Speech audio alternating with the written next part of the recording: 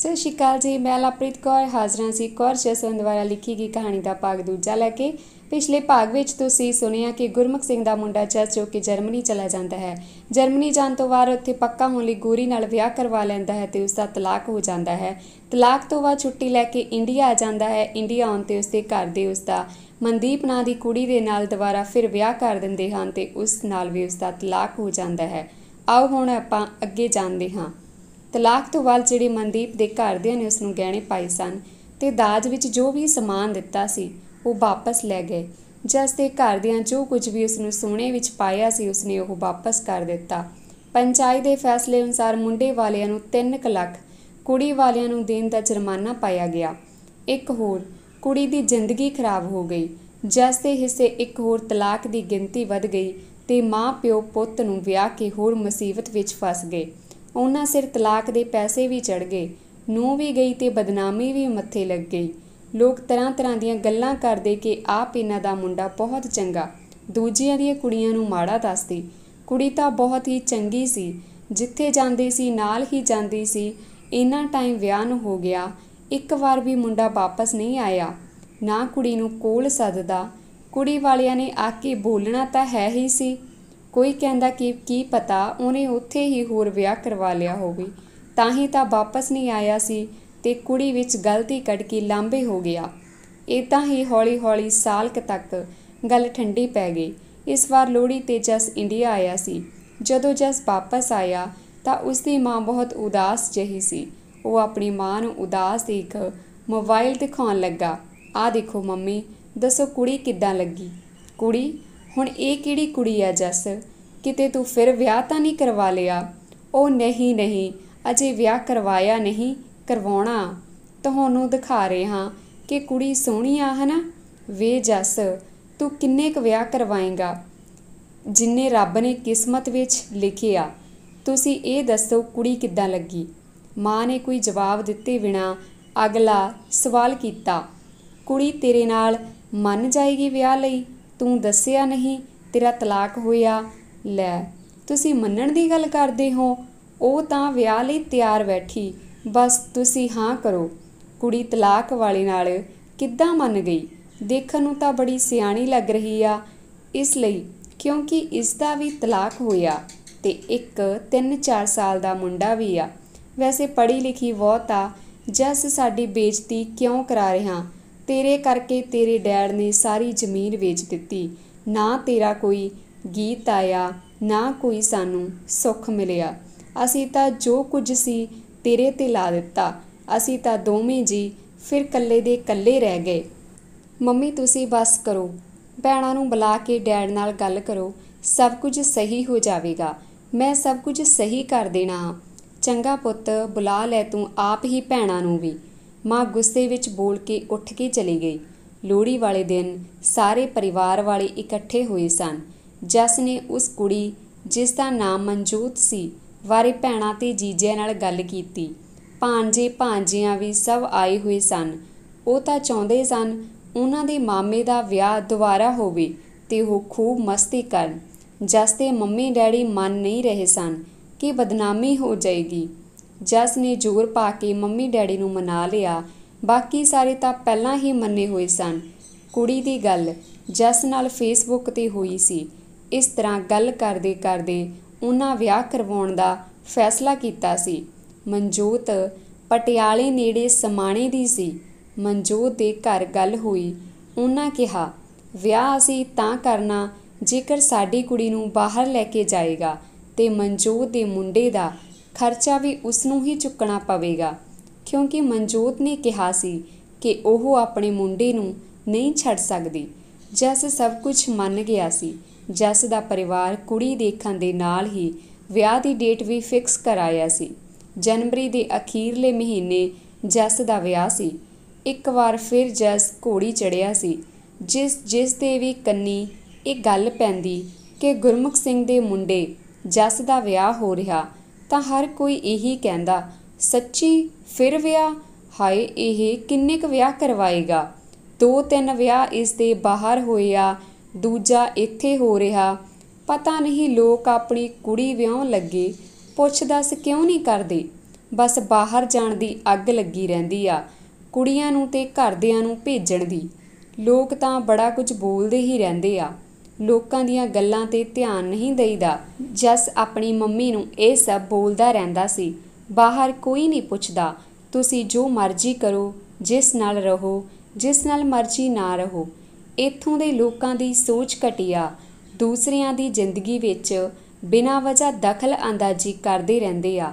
ਮੇਰੀ ਜ਼ਿੰਦਗੀ ਆ, ਮੈਂ ਜੋ ਮਰਜ਼ੀ ਕਰਾਂ, ਲੋਕਾਂ ਨੂੰ ਕੀ ਤਕਲੀਫ ਆ। ਮਨਜੋਤ ਮਨਦੀਪ ਵਰਗੀ ਨਹੀਂ ਸੀ, ਸਗੋਂ ਬਹੁਤ ਚੁਸਤ ਚਲਾਕ ਸੀ। ਉਸਨੇ ਜਸ ਦੇ ਵਾਪਸ ਜਾਣ ਤੋਂ ਪਹਿਲਾਂ ਹੀ ਆਪਣੇ ਪੇਪਰ ਲਗਾਉਣ ਦੀ ਗੱਲ ਕਰ ਲਈ ਸੀ।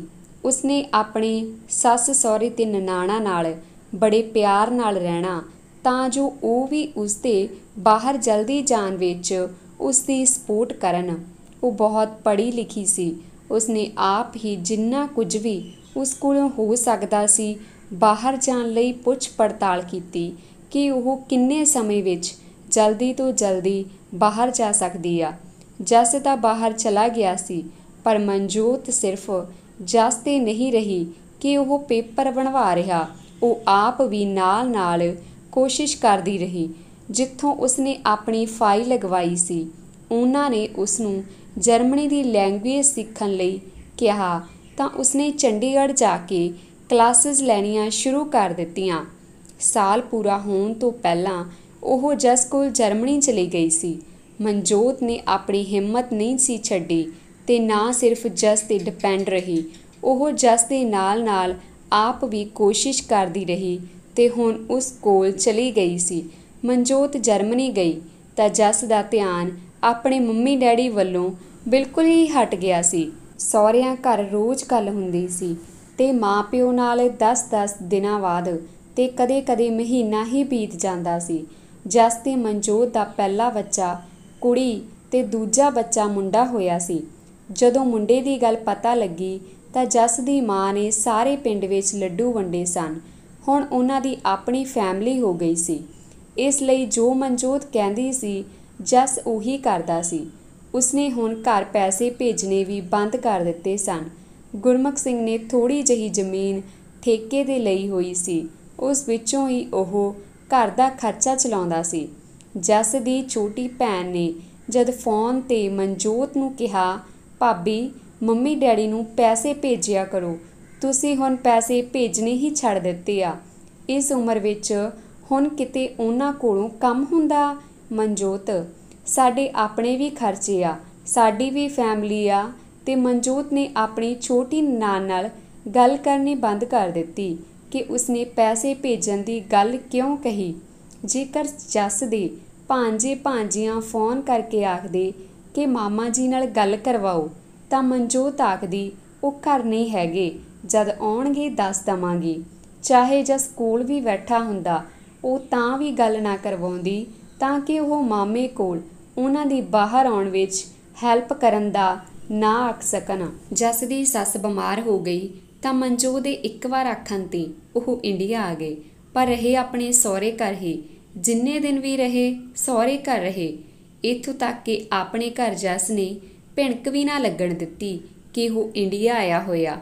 ਕਿਸੇ ਰਿਸ਼ਤੇਦਾਰ ਕੋਲੋਂ ਪਤਾ ਲੱਗਾ ਕਿ ਤੁਹਾਡਾ ਨੂੰਹ ਤੇ ਪੁੱਤ ਆਏ ਹੋਏ ਸਨ, ਤੁਸੀਂ ਦੱਸਿਆ ਹੀ ਨਹੀਂ, ਅਸੀਂ ਵੀ ਜਸ ਨੂੰ ਮਿਲ ਲੈਂਦੇ। ਜਸ ਦੇ ਘਰ ਜਦ ਪਤਾ ਲੱਗਾ ਤਾਂ ਉਹ ਜਸ ਨੂੰ ਫੋਨ ਕਰਦੇ ਰਹੇ, ਪਰ ਉਹਨਾਂ ਚੱਕਿਆ ਨਹੀਂ। ਜਦ ਜਸ ਦੇ ਡੈਡੀ ਨੇ ਆਪਣੇ ਕੁੜਮ ਨਾਲ ਗੱਲ ਕੀਤੀ ਤਾਂ ਉਸਨੇ ਦੱਸਿਆ ਉਹ ਇਹਨਾਂ ਦੀ ਮੰਮੀ ਜ਼ਿਆਦਾ ਬਿਮਾਰ ਹੋ ਗਈ ਸੀ, ਇਸ ਲਈ ਆਏ ਸਨ, ਪਰ ਹੁਣ ਤਾਂ ਚਲੇ ਗਏ ਨੇ। ਜਸ ਦੇ ਡੈਡੀ ਨੇ ਜ਼ਿਆਦਾ ਮਨ 'ਤੇ ਨਾ ਲਾਈ ਗੱਲ, ਪਰ ਜਸ ਦੀ ਮਾਂ ਤਾਂ ਇਸ ਗੱਲ ਨੂੰ ਮਨ 'ਤੇ ਹੀ ਲਾ ਕੇ ਬਹਿ ਗਈ ਸੀ, ਜਿਸ ਕਾਰਨ ਉਹ ਬਿਮਾਰ ਹੋ ਗਈ ਸੀ। ਜਸ ਦੇ ਮੰਮੀ ਬਹੁਤ ਜ਼ਿਆਦਾ ਬਿਮਾਰ ਇਸ ਲਈ ਹੋ ਗਏ ਸਨ ਕਿ ਜਸ ਇਹਨਾਂ ਨੇੜੇ ਆ ਕੇ ਵੀ ਆਪਣੀ ਮਾਂ ਨੂੰ ਨਹੀਂ ਮਿਲਣ ਆ ਸਕਿਆ। ਸਹੁਰੇ ਇੰਨੇ ਸਕੇ ਹੋ ਗਏ ਜਿਨ੍ਹਾਂ ਲਈ ਸਾਨੂੰ ਹੀ ਭੁੱਲ ਗਿਆ।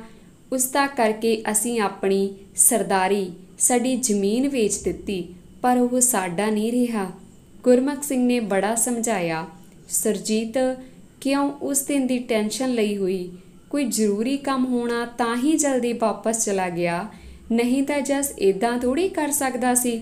ਉਹ ਘਰਵਾਲੀ ਨੂੰ ਤਸੱਲੀ ਦੇਣ ਦੀ ਕੋਸ਼ਿਸ਼ ਕਰ ਰਿਹਾ ਸੀ। ਮਾਂ ਦੇ ਬਿਮਾਰ ਹੋਣ ਦਾ ਸੁਣ ਕੇ ਤਿੰਨੇ ਕੁੜੀਆਂ ਭੱਜੀਆਂ ਆਈਆਂ ਸਨ। ਮੰਮੀ, ਐਵੇਂ ਨਾ ਢੇਰੀ ਢਾਹ ਕੇ ਬੈਠੋ, ਸਾਨੂੰ ਤਾਂ ਅਜੇ ਤੁਹਾਡੀ ਬਹੁਤ ਲੋੜ ਆ। ਸੋਚ ਕੇ ਐਵੇਂ ਸਿਹਤ ਖਰਾਬ ਕਰੀ ਜਾ ਰਹੇ ਹੋ। ਆਪਣੀਆਂ ਕੁੜੀਆਂ ਦੀਆਂ ਗੱਲਾਂ ਸੁਣ ਕੇ ਸੁਰਜੀਤ ਦੇ ਅੱਖਾਂ ਵਿੱਚੋਂ ਹੰਝੂ ਪਰਲ ਵਹਿਣ ਲੱਗੇ। ਖਬਰੇ ਉਸਦਾ ਕਿੰਨਾ ਕੁ ਦਿਲ ਆਪਣੇ ਪੁੱਤ ਨੂੰ ਮਿਲਣ ਨੂੰ ਕਰਦਾ ਸੀ। ਕਈ ਦਿਨ ਕੁੜੀਆਂ ਆਪਣੀ ਮੰਮੀ ਦੀ ਸੇਵਾ ਕਰਕੇ ਵਾਪਸ ਆਪਣੇ ਘਰਾਂ ਨੂੰ ਤੁਰ ਗਈਆਂ। ਗੁਰਮੁਖ ਸਿੰਘ ਤੇ ਸੁਰਜੀਤ ਕੌਰ ਫਿਰ ਇਕੱਲੇ ਦੇ ਇਕੱਲੇ ਰਹਿ ਗਏ। ਅਜੇ ਥੋੜ੍ਹੇ ਹੀ ਦਿਨ ਹੋਏ ਸਨ। ਸੁਰਜੀਤ ਕੌਰ ਨੂੰ ਮੰਜੇ ਤੋਂ ਉੱਠੇ ਕਿ ਉਹ ਨਹਾਉਣ ਗਈ।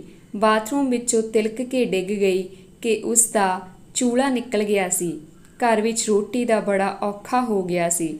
ਕੁਝ ਦਿਨ ਕਾਮੇ ਦੀ ਘਰਵਾਲੀ ਨੇ ਰੋਟੀ ਬਣਾ ਕੇ ਖਵਾ ਦਿੱਤੀ। ਬਾਹਰੋਂ ਵਰੀ ਕੁੜੀਆਂ ਫਿਰ ਮਾਂ ਦਾ ਪਤਾ ਲੈਣ ਆਈਆਂ। ਵੱਡੀ ਕੁੜੀ, ਜਿਸ ਦਾ ਘਰਵਾਲਾ 10 ਸਾਲ ਪਹਿਲਾਂ ਮਰ ਚੁੱਕਾ ਸੀ ਤੇ ਉਸ ਦੇ ਆਪਣੇ ਬੱਚੇ, ਕੁੜੀ ਤੇ ਮੁੰਡਾ ਦੋਵੇਂ ਇੰਗਲੈਂਡ ਵਿੱਚ ਸਨ, ਉਹ ਘਰ ਵਿੱਚ ਇਕੱਲੀ ਹੋਣ ਕਾਰਨ ਮਹੀਨੇ ਬੱਧੀ ਮਾਂ ਕੋਲ ਰੁਕ ਕੇ ਉਸ ਦੀ ਦਵਾਈ ਦਾਰੂ ਦਾ ਧਿਆਨ ਰੱਖਣ ਲੱਗੀ। ਜਸ ਨੂੰ ਪਤਾ ਲੱਗਾ ਤਾਂ ਉਹ ਆਪਣੀ ਮੰਮੀ ਨੂੰ ਬੜਾ ਗੁੱਸਾ ਹੋਇਆ ਕਿ ਉਹ ਆਪਣਾ ਧਿਆਨ ਨਹੀਂ ਰੱਖਦੇ, ਪਰ ਮਾਂ ਨੇ ਕਿਸ ਗੱਲ ਦੀ ਟੈਨਸ਼ਨ ਲਈ ਹੋਈ ਸੀ ਉਸਨੇ ਉਹ ਜਾਣਨ ਦਾ ਯਤਨ ਨਾ ਕੀਤਾ। ਭੈਣ ਨੇ ਜਸ ਨਾਲ ਗੱਲ ਕੀਤੀ ਤੇ ਕਿਹਾ, ਤੂੰ ਆਪਣਾ ਕੰਮ ਛੱਡ ਕੇ ਜਿਵੇਂ ਤਿਵੇਂ ਇੱਕ ਵਾਰ ਘਰ ਆ ਤੇ ਮੰਮੀ ਨੂੰ ਮਿਲ ਕੇ ਜਾ। ਜਸ ਨੇ ਭੈਣ ਦਾ ਕਹਿਣਾ ਮੰਨ ਕੇ ਇੰਡੀਆ ਆਉਣ ਦੀ ਤਿਆਰੀ ਕੀਤੀ, ਪਰ ਉਹਨਾਂ ਦਿਨਾਂ ਵਿੱਚ ਕਰੋਨਾ ਦੇ ਫੈਲਣ ਦਾ ਪਤਾ ਲੱਗਾ ਤੇ ਸਾਰੀਆਂ ਆਉਣ ਜਾਣ ਦੀਆਂ ਫਲਾਈਟਾਂ ਬੰਦ ਹੋ ਗਈਆਂ ਸਨ ਤੇ ਜਸ ਦਾ ਇੰਡੀਆ ਜਾਣਾ ਕੈਂਸਲ ਹੋ ਗਿਆ। ਜਸ ਦੀ ਮਾਂ ਵੱਡੀ ਕੁੜੀ ਨਾਲ ਗੱਲਾਂ ਕਰਦੀ ਹੋਈ ਕਹਿੰਦੀ ਕਿ ਉਸ ਦਾ ਜਸ ਦੇ ਪੁੱਤ ਭਾਵ ਆਪਣੀ ਪੋਤੇ ਨੂੰ ਗੋਦ ਵਿੱਚ ਚੁੱਕਣ ਦਾ ਬੜਾ ਮਨ ਕਰਦਾ, ਬਸ ਉਹ ਜਲਦੀ ਆ ਜਾਵੇ ਤੇ ਉਹ ਸਾਰਾ ਦਿਨ ਉਸ ਨੂੰ ਚੁੱਕ ਕੇ ਤੁਰੀ ਫਿਰੇ, ਫਿਰ ਤਾਂ ਮੈਨੂੰ ਕੋਈ ਦੁੱਖ ਵੀ ਨਹੀਂ ਰਹਿਣਾ। ਰਾਤ ਦੇ 2 ਵਜੇ ਸੁਰਜੀਤ ਕੌਰ ਨੇ ਆਪਣੀ ਕੁੜੀ ਨੂੰ ਕਿਹਾ, ਉਸਦੇ ਸੀਨੇ ਵਿੱਚ ਦਰਦ ਹੋ ਰਹੀ ਆ। ਗੁਰਮੁਖ ਸਿੰਘ ਨੇ ਆਪਣੇ ਗੁਆਂਢੀ ਨੂੰ ਫੋਨ ਕੀਤਾ ਕਿ ਉਹ ਆਪਣੀ ਗੱਡੀ ਲੈ ਕੇ ਆਵੇ, ਉਹਨਾਂ ਨੇ ਹੌਸਪੀਟਲ ਜਾਣਾ ਆ। ਗੁਆਂਢੀ ਗੱਡੀ ਲੈ ਕੇ ਆ ਗਿਆ। ਉਹ ਹੌਸਪੀਟਲ ਚਲੇ ਗਏ। ਡਾਕਟਰ ਨੇ ਕਿਹਾ ਉਹਨਾਂ ਦੀ ਦਿਲ ਦੀ ਧੜਕਣ ਬਹੁਤ ਵੱਧ ਗਈ ਆ, ਇਸ ਲਈ ਕੁਝ ਸਮਾਂ ਉਹਨਾਂ ਨੂੰ ਇੱਥੇ ਹੀ ਰਹਿਣ ਦਿੱਤਾ ਜਾਵੇ। ਸਾਰੀ ਰਾਤ ਪਿਓ ਧੀਰੇ ਜਾ ਕੇ ਕੱਢੀ। ਸਵੇਰੇ ਤੜਕੇ ਜਦੋਂ ਡਾਕਟਰ ਚੈੱਕਅਪ ਲਈ ਆਇਆ ਤਾਂ ਉਸਨੇ ਘਰਦਿਆਂ ਨੂੰ ਆ ਕੇ ਦੱਸਿਆ ਕਿ ਤੁਹਾਡਾ ਮਰੀਜ਼ ਹੁਣ ਇਸ ਦੁਨੀਆ ਵਿੱਚ ਨਹੀਂ ਰਿਹਾ, ਤੁਸੀਂ ਹੁਣ ਉਹਨਾਂ ਨੂੰ ਲਿਜਾ ਸਕਦੇ ਹੋ। ਗੁਰਮੁਖ ਸਿੰਘ ਨੂੰ ਸਮਝ ਹੀ ਨਹੀਂ ਆ ਰਹੀ ਸੀ ਕਿ ਅਚਾਨਕ ਸੁਰਜੀਤ ਕੌਰ ਕਿਵੇਂ ਜਾ ਸਕਦੀ ਆ। ਉਹ ਤਾਂ ਚੰਗੀ ਭਲੀ ਸੀ। ਉਹਨਾਂ ਹੌਸਪੀਟਲ ਤੋਂ ਘਰ ਆ ਕੇ ਸਭ ਰਿਸ਼ਤੇਦਾਰੀ ਵਿੱਚ ਦੱਸ ਦਿੱਤਾ। ਜਦੋਂ ਜਸ ਨੂੰ ਆਪਣੀ ਮੰਮੀ ਬਾਰੇ ਪਤਾ ਲੱਗਾ ਤਾਂ ਉਹ ਬਹੁਤ ਰੋਇਆ, ਪਰ ਉਸਨੂੰ ਆਉਣ ਲਈ ਮਨਾ ਕਰ ਦਿੱਤਾ ਕਿ ਉਹ ਨਾ ਆਵੇ। ਕਰੋਨਾ ਦਾ ਸਮਾਂ ਸੀ, ਆਉਣ ਨੂੰ ਦੇਰੀ ਲੱਗ ਜਾਣੀ ਸੀ ਤੇ ਡੈਡ ਬੋਡੀ ਇੰਨੀ ਦੇਰ ਰੱਖੀ ਨਹੀਂ ਸੀ ਜਾ ਸਕਦੀ। ਪਰ ਲੋਕ ਮੂੰਹ ਜੋੜ ਕੇ ਗੱਲਾਂ ਕਰ ਰਹੇ ਸੀ ਕਿ ਦੇਖ ਲਓ ਬਾਹਰਲਾ ਪੁੱਤ, ਕੀ ਕਰਨਾ ਇਹੋ ਜਿਹੀਆਂ ਕਮਾਈਆਂ ਦਾ, ਮਾਂ ਦੇ ਸੰਸਕਾਰ 'ਤੇ ਵੀ ਨਹੀਂ ਆਇਆ। ਕੱਲਾ ਪੁੱਤ ਸੀ, ਆਉਣਾ ਤਾਂ ਚਾਹੀਦਾ ਸੀ। ਹੋਰ ਕੀ ਕਹਿੰਦੇ ਅੱਜ ਪੁੱਤ ਅੱਗ ਨਾ ਦੇਵੇ ਤਾਂ ਗਤੀ ਨਹੀਂ ਹੁੰਦੀ। ਸਭ ਆਪਣੀਆਂ ਸਰਾਹ ਰਹੇ ਸਨ। ਪਤਾ ਨਹੀਂ ਉਹ ਸਭ ਸੱਚ ਸੀ ਕਿ ਨਹੀਂ, ਪਰ ਲੋਕ ਬੜੀਆਂ ਗੱਲਾਂ ਕਰ ਰਹੇ ਸਨ। ਜਸ ਨੂੰ ਫੋਨ 'ਤੇ ਕਿਹਾ ਗਿਆ ਕਿ ਉਹ ਹੁਣ ਭੋਗ 'ਤੇ ਹੀ ਆਵੇ ਜੇਕਰ ਹਾਲਾਤ ਸਹੀ ਹੋਏ ਤਾਂ, ਪਰ ਹੋਰ ਸਭ ਕੰਮ ਵੀ ਮਿੱਥੇ ਦਿਨ ਅਨੁਸਾਰ ਹੋ ਗਏ ਤੇ ਭੋਗ ਵੀ ਪੈ ਗਿਆ। ਪਰ ਜਸ ਮਾਂ ਦੀ ਕਿਸੇ ਵੀ ਰਸਮ 'ਤੇ ਪੁੱਜ ਨਾ ਸਕਿਆ। ਜਿਸ ਨੇ ਜਨਮ ਦਿੱਤਾ ਸੀ, ਸੁੱਖਾਂ ਸੁੱਖ ਕੇ ਲਿਆ ਸੀ, ਉਸ ਦੇ ਮੁੱਕੇ 'ਤੇ ਇੱਕ ਪੁੱਤ ਪੁੱਜ ਨਹੀਂ ਸੀ ਸਕਿਆ। ਬਾਹਰ ਜਾਣ ਦਾ ਚਾਅ ਤਾਂ ਸਭ ਨੂੰ ਬਹੁਤ, ਪਰ ਹਾਲਾਤ ਇਹੋ ਜਿਹੇ ਹੋ ਜਾਂਦੇ ਜਿੱਥੋਂ ਬਹੁਤ ਜ਼ਰੂਰੀ ਕੰਮ ਹੋਣ 'ਤੇ ਵੀ ਕਈ ਵਾਰ ਵਾਪਸ ਨਹੀਂ ਪਰਤ ਹੁੰਦਾ। ਉਸ ਤੋਂ ਸਾਲ ਕੁ ਬਾਅਦ ਜਸ ਆਇਆ ਤੇ ਕਹਿੰਦਾ, ਮੇਰਾ ਇਸ ਘਰ ਵਿੱਚ ਦਿਲ ਜਿਹਾ ਨਹੀਂ ਲੱਗਦਾ।